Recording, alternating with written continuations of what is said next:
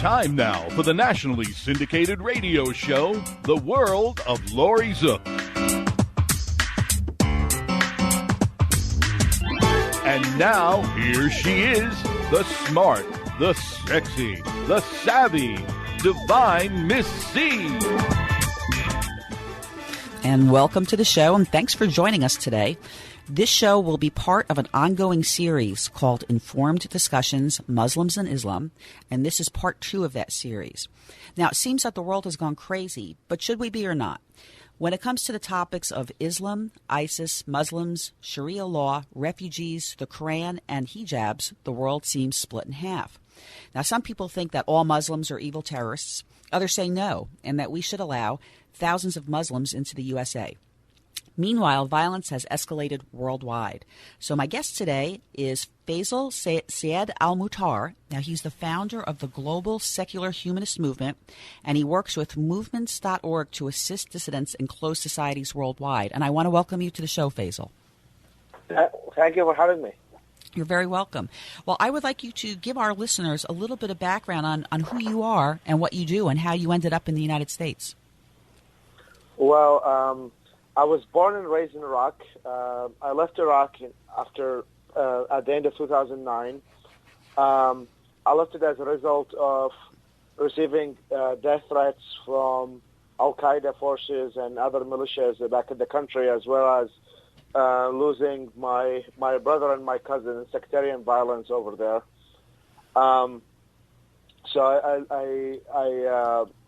My family just recently moved to the United States after waiting for a very long period of time. And then I moved to Lebanon, then Malaysia. Then I applied for refugee status from Malaysia, and I got it in around March 2013. My job is mostly focused on, as you mentioned, with movements and other projects, is to try to, first and foremost, create an alternative solutions to what's going on right now in the Middle East and the world in general, is that the polarization of fascist dictatorships and Islamist jihadists. So I'm trying to create a third party of liberal-minded people who can make the situation better in these countries. Okay, now you were raised a Muslim. Are you still a Muslim? Well, I was raised kind of in a very liberal household. I was taught to just be myself and think for myself, and so I don't consider myself religious, no. Okay. Now, I recently had Hassan Shibli from CARE on the show, and I'm going to ask you some of the same questions I asked him. Let me just ask you, though, do you think that CARE helps or hurts the Muslim community? That's a difficult question to answer. I think that the idea of representing Muslim communities is kind of very difficult one, because these communities are, as any other community, tend to be very diverse and have a multiple points of view. So with CARE, I see them as representative of more of the conservative branch of Islam than they are representative of the liberal Muslims or secular Muslims, or those who have integrated in with modern liberal values. So but I definitely think that CARE is a representative of a faction of Muslims. So I think it's a double-edged sword. I think what I think they really hurt is that they try to obstruct all the conversation about modernization and reform in Islam, because they think that Islam does not need a reformation or does not need to go through the same phase that other religions have. So they try to, block or call people Islamophobes or racists and things of that sort, because they disagree with their opinion, and that's pretty troublesome in my opinion. I mean, obviously there are people who are actual racists and actual haters of Muslims, but at the same time, the people that care attacks as only being as Islamophobes can be Muslims who support secular and liberal democracy. So and I think that most people who are hurt by this are Muslims themselves, in my opinion. Now, let me ask you, when it comes to Islam, are there different sects of Islam? For example, in Judaism, you have Reformed, you might have conservative, Hasidic, Orthodox. Are there different types of Islam? Well, I mean, there are the two main sects, the Sunni and the Shia, who make up the majority of Muslims. In case the Sunni make up the majority, and Shia are the second in numbers. I mean, when it comes to other religions, I think that with what you mentioned, like Reformed Judaism and Conservative Judaism, Ultra-Orthodox Judaism, is that it kind of have very different degrees of religiosity or devotion. But when it comes to the Islamic faith, I mean, the Sunnis and the Shias are both at the conservative faction of them as devout as each other. But there are Muslims who are liberal, who could be follow a more reformed version of Islam, but that school has not really yet kicked in to actually become a main school of thought in the Islamic faith. So, I mean, there are Muslims who refer to themselves as reformed or reformers. There's an organization in the United States called the Muslim Reform Movement, led by a friend of mine, Asra Nomani, and others, who believe in this kind of reformed version of Islam. But by comparison of numbers, the conservative interpretation or the conservative version of Sunni and Shia Islam are the mainstream in the Muslim community. All right. Now, let me ask you, if you met someone who knew nothing about Islam, and I know this is a hard question to answer, but how would you summarize Islam to someone who doesn't know anything about the religion? Because so many people are freaking out over anything that has anything to do with Muslims and Islam. So how would you give a summary of that? Well, I mean, it depends on... I mean, Islam is an Abrahamic faith that people who adhere to it are called Muslims, and Muslims belong to different levels of religiosity, and they belong to a spectrum of beliefs. So, I mean, the difference between the Old Testament and the Quran are not really that different. The only difference is that there are some tenets or specifics that make Islam kind of exceptional, in the sense that it's believed by the majority of Muslims that the Quran is the literal word of the creator of the universe, and also a concept of afterlife and heaven and hell, which is common with the Christianity, but as well as the concept of martyrdom and dying in defense of the faith. So, I mean, I always try to differentiate between Islam as a set of doctrine and Muslims as people. I mean, people tend to be more complicated than just their religious identity, and they may prioritize things over others. So, yeah, I mean, it's a difficult question to answer, but it's still Abrahamic faith, and to some extent shares lots of stories and tenets with other religions. I think the only difference is that the concept of dying in defense of the faith is considered a virtue in that religion, but that doesn't mean that the majority of Muslims follow that interpretation or try to implement Sharia laws wherever they see it. All right, now not all Muslims subscribe to these concepts. Okay, and I think people think that all Muslims fall into one basket, so to speak, when it's really quite diverse. Now, I want No, they don't. They don't. I mean, Mark Twain once said, all generalizations are false, including this one. So, I mean, yeah, I mean, 1.5 billion is hard to put in one basket, but there are things that I refer to as trends that exist in the Muslim community, and the homophobia is kind of very common, and there are some trends, but in the meantime, I try not to generalize. Right. Well, I want to talk a little bit about ISIS, because they proclaim themselves to be followers of Islam, so we often hear the terms radical Islamists and jihad. ISIS appears to me, at least, to be more of a cult of a negative extremists who thrive on Sharia law. They seem to be way far out into outer space as killers. And what are your thoughts on that? Well, I mean, ISIS. I kind of saw the emerge of ISIS in Iraq long before that ISIS became the popular terrorist group that it is right now. I mean, back at the time in 2007 and 2008, and before then, there was the leader of Al Qaeda, Mus'ab al-Zarqawi, who kind of built up the ideological foundation for what we know as ISIS. So ISIS is kind of the daughter of Al Qaeda, or at least the AQI, Al Qaeda in Iraq. And so, I mean, ideologically speaking, they follow a very strict interpretation that mostly come from Muhammad Abdul Wahab, who is one of the main founders of what we now call Saudi Arabia. So okay. Saudi Arabia went through 4 phases, and so the first phase, that it's when the country was starting, there was kind of a deal between Al Saud and Muhammad Abdul Wahab, and how Saudi Arabia started is not very different than what we are seeing right now with ISIS. So the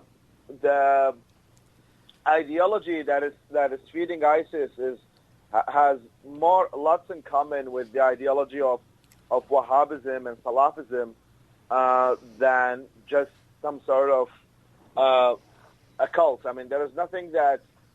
I mean, this diagram, I think, was on the Middle East Eye or something that looks at the things that ISIS is doing and looks at the things that Saudi is doing, and sometimes you hardly see any difference, except that maybe the royal family of Saudi Arabia is more Western friendly and stuff. But when it comes to the laws of cutting the hands of thieves and stoning gays or killing gays and things of that sort, I mean, these beliefs are kind of very common in some parts of the Middle East, and also I would take it further to some parts of Pakistan with the Taliban and so I mean I obviously think that ISIS is the most extreme of the spectrum, but I think that the beliefs and the actions that they do are, if you take them one by one, from approving of sex slaves or killing gays, and I mean, for example, the homophobia subject, like when it comes to Orlando attacks and stuff. I mean, all the main schools, as far as I understand, probably maybe 4 out of 5 from the Sunni schools of Islam believe that gays should be punished. So the fact that the guy went over and killed some gays and so on doesn't make him kind of a fringe in the Muslim world. I mean, that the idea that gays should be killed or punished is a very mainstream belief in the Arab and the Muslim world. So I don't see ISIS as kind of a cultish group. I think that they share. I mean, they probably take things to the most extreme, but I think that the beliefs that they have is kind of shared by a very large amount of people, and that's the scary part. Yeah, well, on that topic, would you say that Muslims that live in America tend to be the more peaceful type, whereas, you know, from what I've been reading, Muslims that are in the European nations, for example, are not the more peaceful type and tend to believe more in Sharia law? Is there a difference between, you know, our country in the United States, the mentality of Muslims, versus the European nations? Well, I mean, I think that's a very good question. I mean, the United States has the benefit that it's surrounded by 2 oceans in terms of how far it is from where Muslims are mostly located. So the people who tend to immigrate to America tend to be from a higher educational status or than the ones who, because it's very easy to escape from Morocco to France, let's say, than to go from Morocco to the United States. So the people who come from the Muslim community and immigrate to the United States tend to be one of the best groups that the Muslim world has to offer, and also because the United States itself is a country of immigrants. Many Muslims or non-Muslims feel easily integrated over here compared to Europe, in which they have a more nationalistic identity than what we do here in America or Canada or like the New World in general. So I think there are many factors that play in that. But yes, I mean, I would agree that the American Muslims tend to be, I think, the best what the Muslim world has to offer. Okay, now, I read an article yesterday which talked about how Obama has a lot of Muslims, on his staff. What does that mean? Because when people read articles like that, especially when they travel through social media like Facebook, and they see that Obama has a staff of Muslims, you have the people in the United States that go, oh my gosh, we're turning into a Muslim country. That there's the pros and there's the cons of every topic. So when I research an article, I try to look for what both sides are. But what are your thoughts on that? I mean, should people be nervous? Well, no. I mean, this country is based upon freedom of religion, and people have the right to practice or not practice any religion they want. And if a Muslim believes in the U.S. Constitution and believes in America and qualified to hold the position, then they have every right to be so. I mean I think with the Obama administration, I mean they started programs. I think the Counter Extremism Project and so on. To defeat extremist beliefs within the Muslim community, and I think that it makes total sense that President Obama hired Muslims to do some of that work, because at the end of the day, they are part of that community and may be able to convince and create change from within than to hire people who are outside the community. Well, I understand what you're saying, but I think people fear. They have fear when they hear Muslim and Islam and on his staff. That's what I think people fear.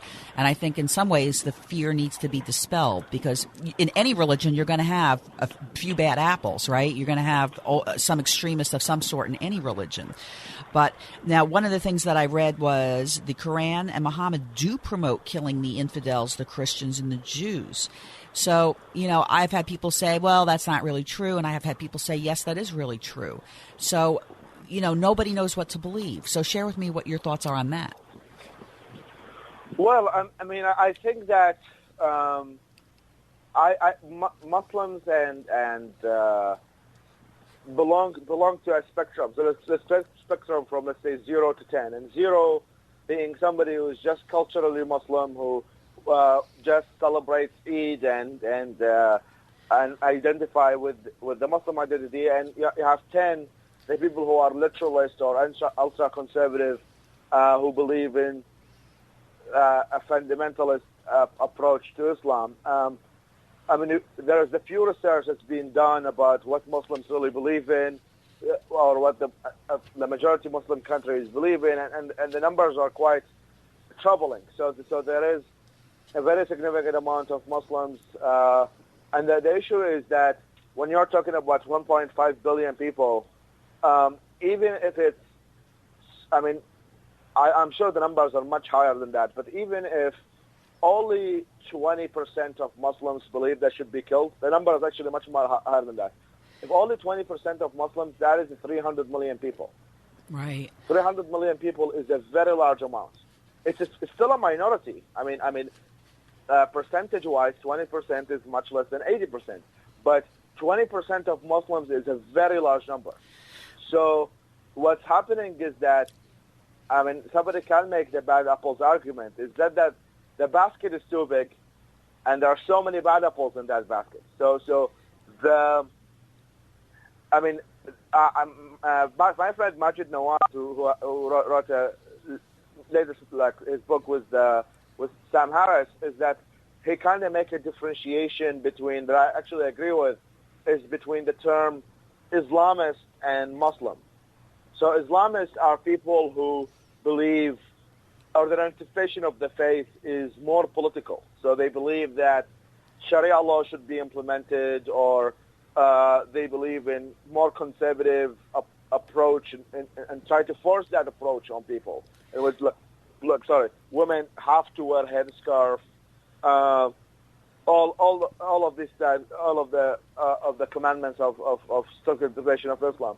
And then there are the regular Muslims who just want to live their lives and maybe liberal and very well integrated to modern societies.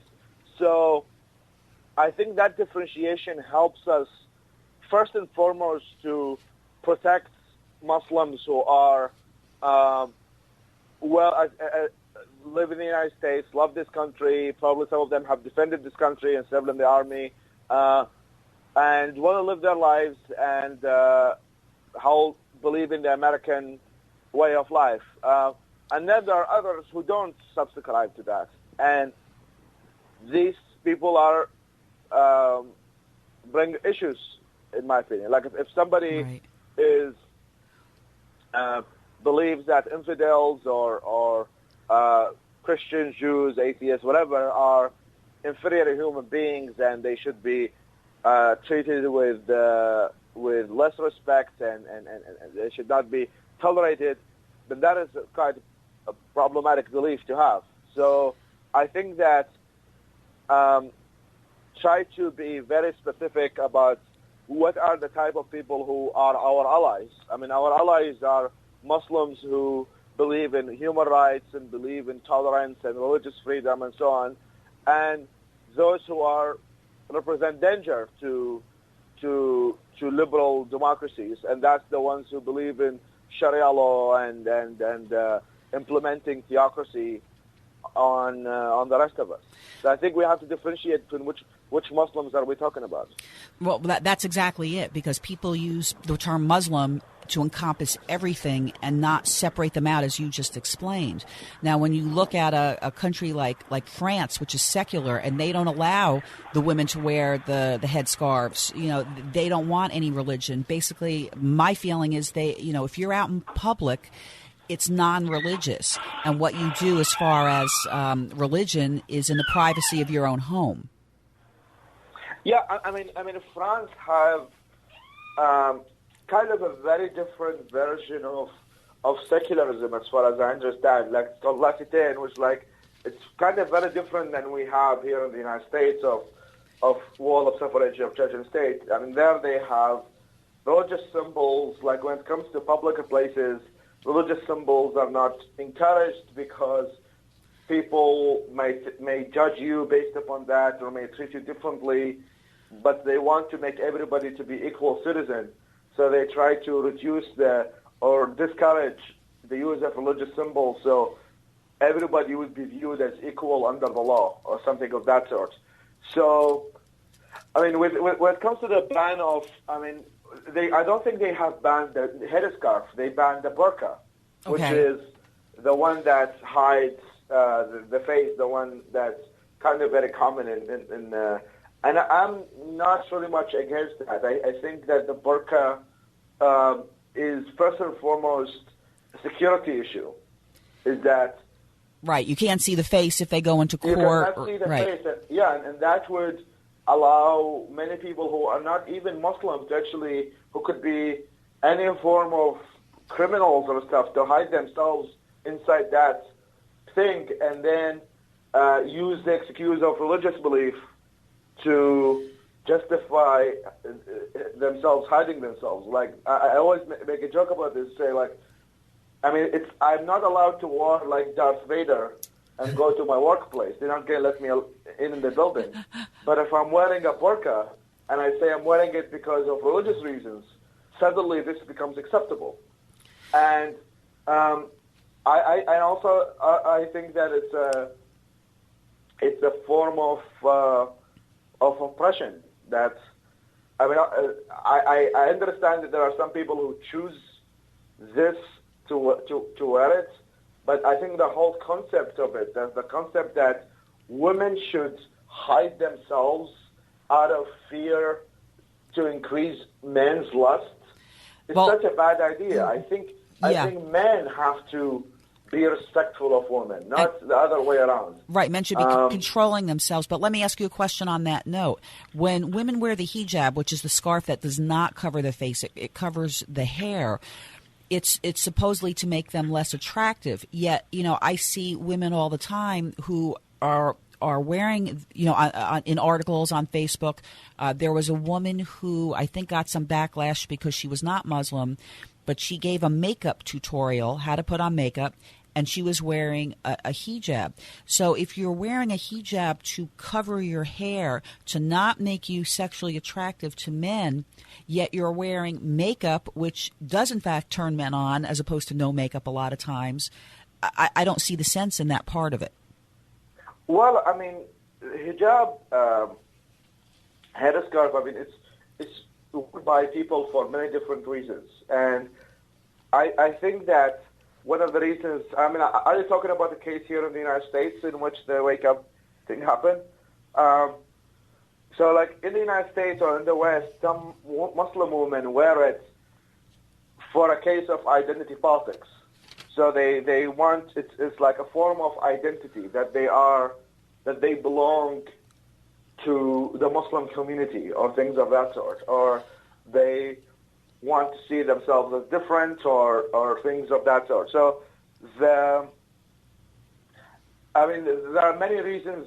I mean, theologically speaking, the mainstream interpretation is that women have to cover up themselves or dress modestly in order not to provoke men's lusts. I think that itself is a problematic idea. But women wear hijab for different reasons, and sometimes it is just a matter of showing identity. So they obviously contradict themselves in wearing other stuff that could be make them attractive. Yeah, make them attractive.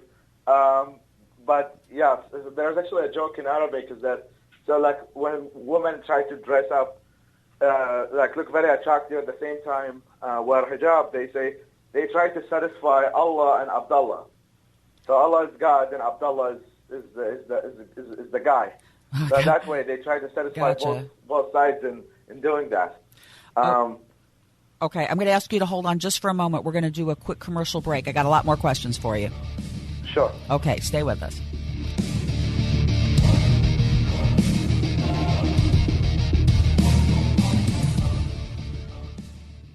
Do you suffer from back, neck, or body pain? Do you suffer from migraines or have jaw or face pain? Has conventional medicine failed you? Were you injured or in an accident? Call chiropractic physician Dr. Dan Maddock at 813-935-1664. Dr. Dan has helped thousands of patients gain relief for more than 30 years. Dr. Dan is caring, gentle, and takes his time with each patient. He's also a past president of the International Craniopathic Society, a special certification of only 300 chiropractors worldwide. Dr. Dan helps patients from the neck up and the neck down. Dr. Dan accepts most insurance plans. Don't continue to live in pain. Call 813-935-1664 today. That's 813-935-1664 and get on track to better health. Central Payment, your number one credit card merchant service provider in the industry. Providing e-commerce solutions, POS systems, standalone terminals, mobile apps, and much more. Call Central Payments James Carner at 813-777-4332. Looking for the lowest rates in the industry and number one customer service? Call Central Payments James Carner at 813-777-4332. That's James Carner, 813-777-4332.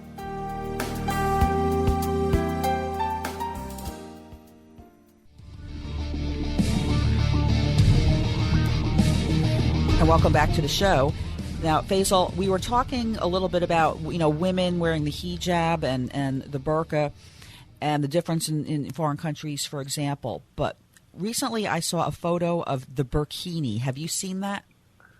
Yeah, I'm familiar with that, yeah. Okay, it looks to me like a wetsuit worn with a hijab, but it's a tight-fitting garment, and I thought that Muslim women are not supposed to wear tight-fitting garments. So doesn't that kind of defeat the purpose? It seems to me that things that are coming out like the burkini, or you're reading about, these hijabs that are coming out, or even the burqas, they're coming out by these big fashion houses because Muslims spend, millions and billions of dollars a year on fashion. It seems to me that the fashion houses are using that as an excuse to make money because it doesn't really follow what the teachings would be, which is to be conservative, correct?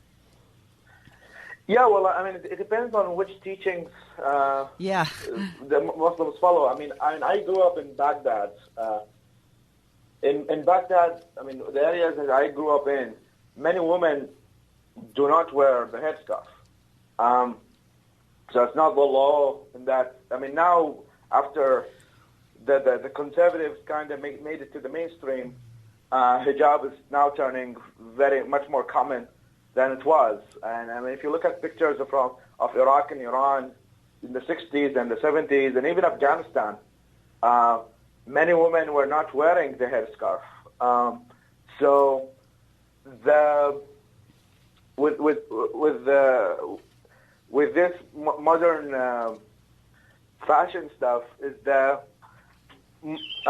some Muslims try to reconcile some sort of modernity and at the same time keep some conservatism. So they try to kind of balance it out in wearing a burkini Muslims are humans as we are, and they want to look good. Some of them want to look good at work or want to go to a beach and they want to have a good time. So they try to reconcile these sometimes contradictory set of values. But I think that this is, to some extent, encouraging more than Muslims getting more isolated or out of touch with the societies that they live in. Well, I want to go back. We're talking about how women, for example, who wear hijabs in the United States, there are cases now where they're being attacked by other people in the supermarket, in public places, on the train, and things like that. And now, for example, in France, they're non-religious, they're secular. In the United States, if I walked around and I wore a huge cross on my chest or a huge Star of David, there's always going to be somebody that's going to hate me for my religion. My thoughts are, why, if people were more conservative as far as their religious aspect in public, they would be less prone to attack. So what if the United States was more like France in that if people don't know who you are religiously, it's not really their business anyway what your religious beliefs are.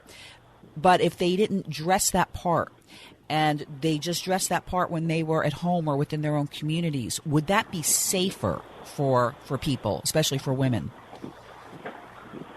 Well, I'm a very strong proponent of religious freedom and the fact that people have the right to dress whatever they like, whenever they like. They have that right, but I'm talking about the safety aspect.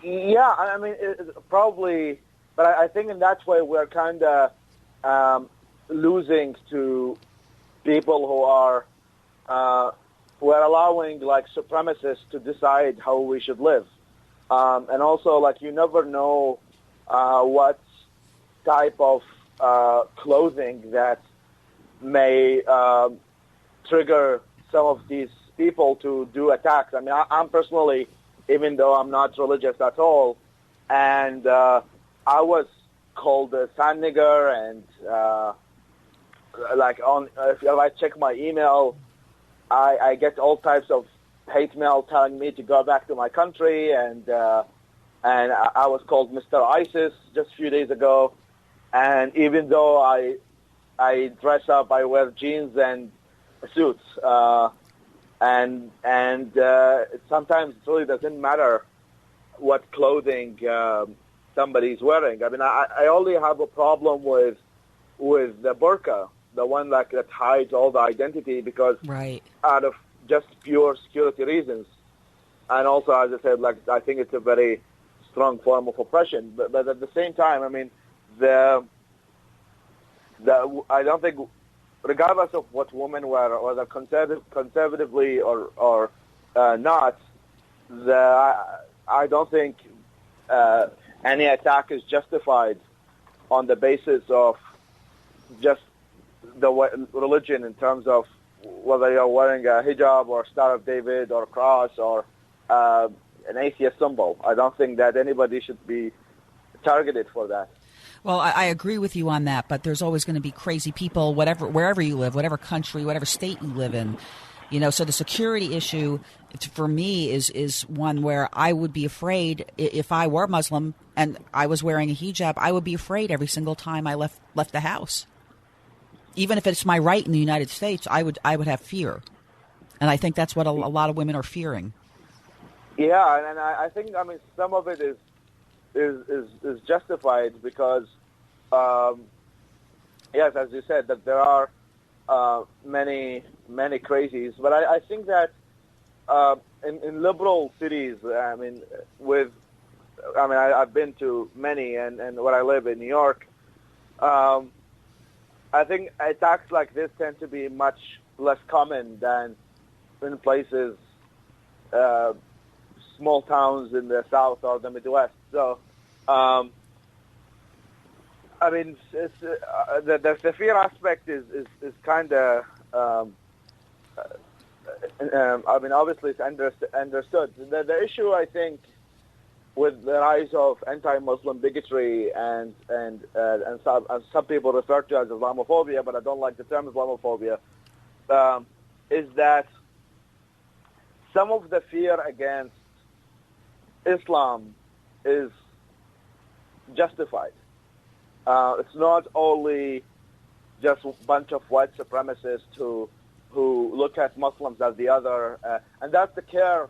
That's my problem with the care definition of Islamophobia, is that they think that any form of criticism of Islam or questioning of the doctrines of Islam is a form of hatred against brown people or Middle Easterners, or even though by and large the majority of Muslims are not actually from the Middle East.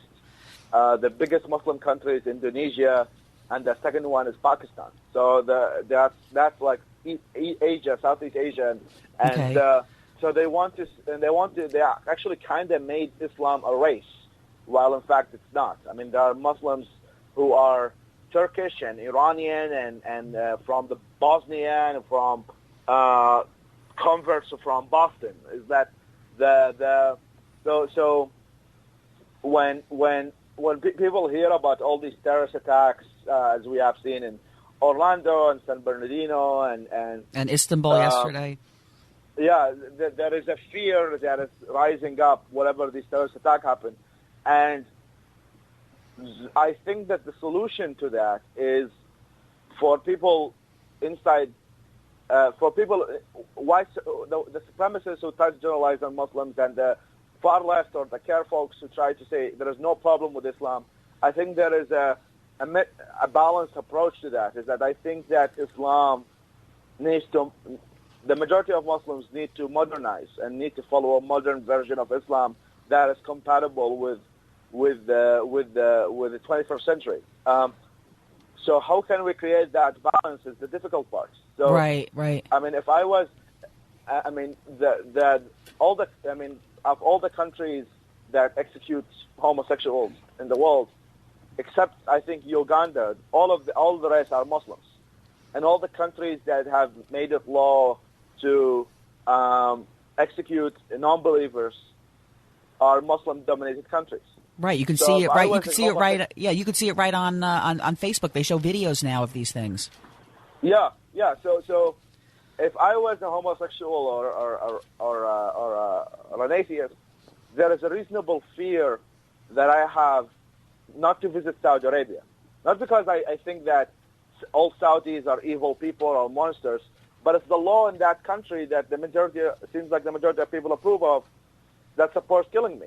And the same goes with many other minorities and religious minorities and with anti-Semitism and so on. So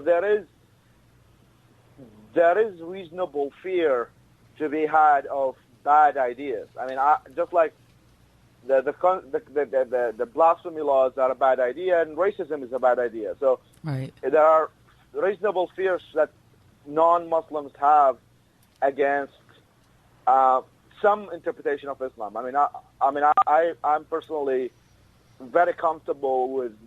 I have many Muslim friends, and I'm very comfortable being with them because the interpretation they follow supports pluralism and differences of opinion and so on. Respect. It's respectful. Respect. But there are a big fraction of Muslims who don't adhere to these concepts. So who don't adhere to the concept of that the women have to have the right to wear whatever they like, or I'm going to jump in. I mean, in some countries anyway, women are considered half the value of a man. Correct? Yeah. What's wrong with that picture? They're treated miserably in some of these places, like Iran. I mean, it's the law over there that women have to cover up. In Saudi Arabia, and sometimes it's socially, so that if a woman does not wear the headscarf, she's called a slut and degraded and not being respected for not wearing a headscarf. So even if it's not the law in these countries, sometimes it is the social norms that is the conservatives have kind of made and made it mainstream, is that women to some extent are forced, even though it's not the law. It's the whole thing to me is crazy. Now, I want to ask you because I tried to read the English translation of the Quran, but I know that when you translate from a foreign language, you lose something. But my understanding was that Muhammad had slaves, and the Quran promoted slave rape as acceptable, and men could have multiple wives. How can followers of Islam agree with this? I mean, sexual slavery still exists. Yeah, for example, like I grew up in a Muslim family, and my parents kind of put these things on context. So for example, the marriage of Aisha, who was, by most interpretation, that she was an underage, like most likely 12. Some people follow 9, some people follow 12, some people follow 15. So regardless, 15 is still underage. But the way that they say it, like they kind of put it in context, they say, well, Muhammad came in 1,400 years ago, and that was kind of acceptable over time. Now we live in the 21st century, and these things are not acceptable. So that is how some Muslims are try to interpret that. So they say, well, Muhammad had sex slaves and so on, but that was 1,400 years ago. In the 21st century, these interpretations are not applicable. Obviously there are Muslims who do think that sexual slavery is okay, or they do think that marrying, there's a verse that says like "Wama malakat imanahum," which means like women being enslaved in war is kind of justified. So, that's a discussion that Muslims need to have about which interpretation they wanted to make the mainstream. And I really hope that the majority of them, if not all, would agree that slavery is a bad idea and killing gays is a bad idea and killing women for not wearing modestly is a bad idea. So far, Muslims are divided between ultra-conservative and liberal, and I hope that the liberals would win the battle. I would hope so too, because they all seem to. They're all human rights issues, and nobody nobody should be treated in the way that we just described. Exactly. Yeah. Leave aside this old subject of terrorism and all of these things. regardless of what geopolitics somebody believes in. I mean, I hope we all can agree that slavery is a bad thing. Like, it doesn't matter whether you support the Iraq War or you're pro-Palestine or pro-Israel or whatever, is that at least these concepts, the Universal Declaration of Human Rights, should be adhered to, regardless of what geopolitical school you belong to. Okay, now I want to jump to refugees, because not all refugees are really refugees. Some of them are migrants. How can any country afford to pay per person to take care of refugees and migrants when, for example, in the United States, we can't even take care of our own people? And why don't the Arab countries help more? Why doesn't Saudi Arabia provide a safe haven? We got millions of people now that are displaced. Yeah, I mean, my position on this is very hard to explain, but I think that the United States should not look at Saudi Arabia as a role model in terms of how life should be. I mean, Saudi Arabia and other countries in the Gulf region, which you are rightly stated, do have a lot of money. Countries like Qatar and Kuwait and Bahrain and so many others who have lots of money and can do immense help to help them. But I mean, I'm a refugee myself, and if these countries do not allow me to move to, and even though I wouldn't want myself because they are very backwards socially, I have no other place than the West to go to. And that being said, I think that the United States should apply strong vetting systems in making sure, just like what we were discussing about Islamist and non-Islamist and liberal and conservative and so on, I think they should have a strong vetting system to make sure that the people they let in do not represent national security threats. As in terms of taking care of these people, I mean, many of them already have a skill set or some form of education that when they come to America, they will not depend their living on welfare. I mean, I personally got a job in a few weeks after I arrived to the United States. Right. I did not live my life on welfare and so on. And I think that many, but we just need to make sure which people we let in. I think the United States have a privilege that it has the time to actually do the vetting. I mean, when it comes to Europe, they're kind of screwed because France or Italy, Spain, and Greece and so on are just right across the Mediterranean. People can come by boats to Greece. Nobody can come by boat to the United States. Like, it's too far away. Far, yeah. Like, Syria is too far away from the United States. So, like, they have to cross ocean to come here. And that cannot be done by boat. So it only can be done by most likely a flight. So with a flight, they're going to come to major hubs like LAX or JFK and so on.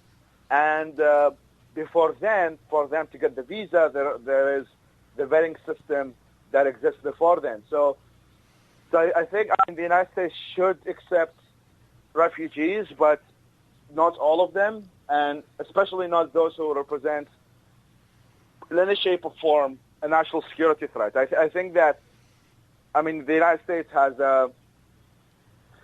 I don't think we should allow ISIS or people like ISIS to decide how we behave or how this country should behave. If we just live in fear, I think that the terrorists have won in creating that divided world of good people, bad people, and very black and white scenario. So I think the United States should accept some of the refugees, but at the same time apply a very strong vetting system, and also hire.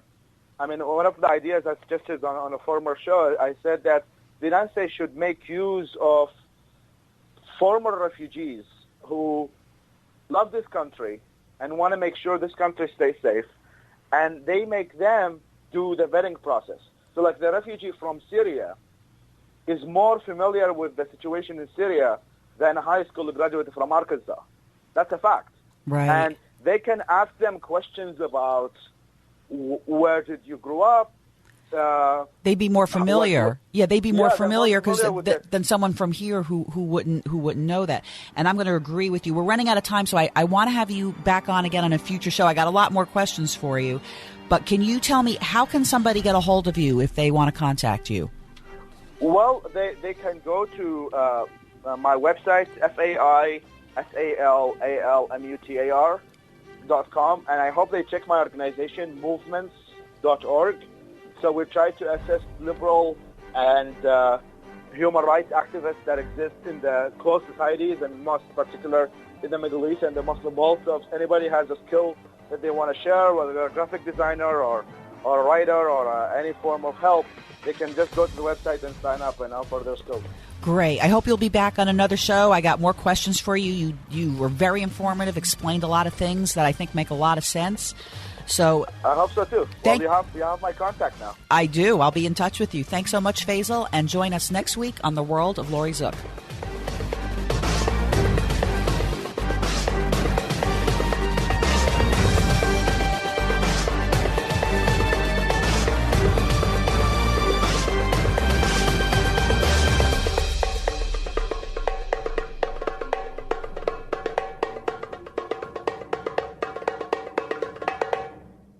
Do you suffer from back, neck, or body pain? Do you suffer from migraines or have jaw or face pain?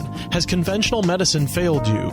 Were you injured or in an accident? Call chiropractic physician Dr. Dan Maddock at 813-935-1664. Dr. Dan has helped thousands of patients gain relief for more than 30 years. Dr. Dan is caring, gentle, and takes his time with each patient. He's also a past president of the International Craniopathic Society, a special certification of only 300 chiropractors worldwide. Dr. Dan helps patients from the neck up and the neck down. Dr. Dan accepts most insurance plans. Don't continue to live in pain. Call 813-935-1664 today.